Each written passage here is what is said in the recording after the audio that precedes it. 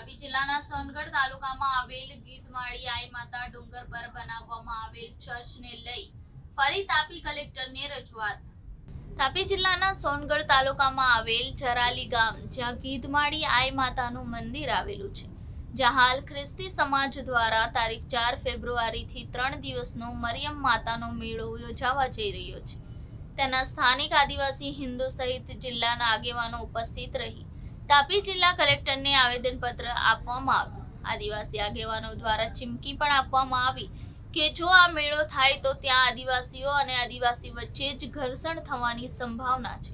જો કે આવી કઈ અઘટિત ઘટના ન બને તો તંત્રની સંપૂર્ણ જવાબદારી રહેશે।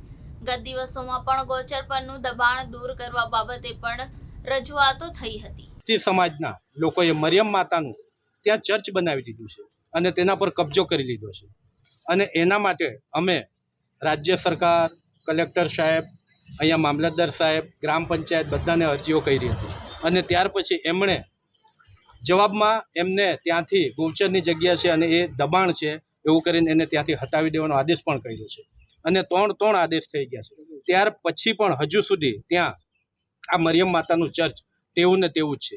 તો અમારા આદિવાસી સમાજ, અમારી જે બાપદાદાથી આવેલી સંસ્કૃતિ પરંપરા એ અહીંયા નષ્ટ થાય છે। અમારે જે કરી કંસારી માને અમે જે ધાન્ય ચડાવવા ગઈએ છીએ તે અમને ચડાવવા નથી દેતા।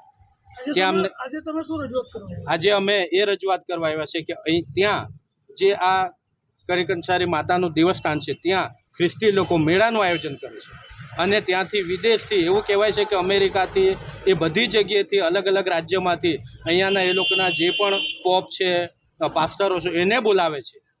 તો અમારા આદિવાસીને આ દેવસ્થાન છે ત્યાં આ લોકોને બધાને શું જરૂર છે અને એ લોકોને બોલાવીને અમારા આદિવાસી સમાજના લોકોને ધર્મ પરિવર્તન કરવાની આ એક એ લોકોની જાણી જોઈને એક સાજિશ, એક ષડયંત્રના ભાગરૂપે કરે છે।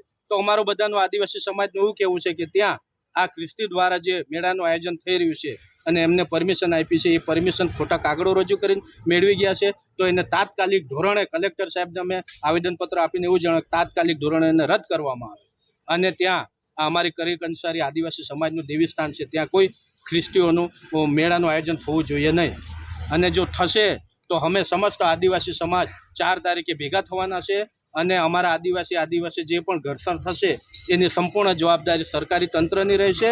જેમના નામની પરમિશન લીધી છે એમની રહેશે અને જેમણે પરમિશન આપી છે એ સમસ્તની રહેશે।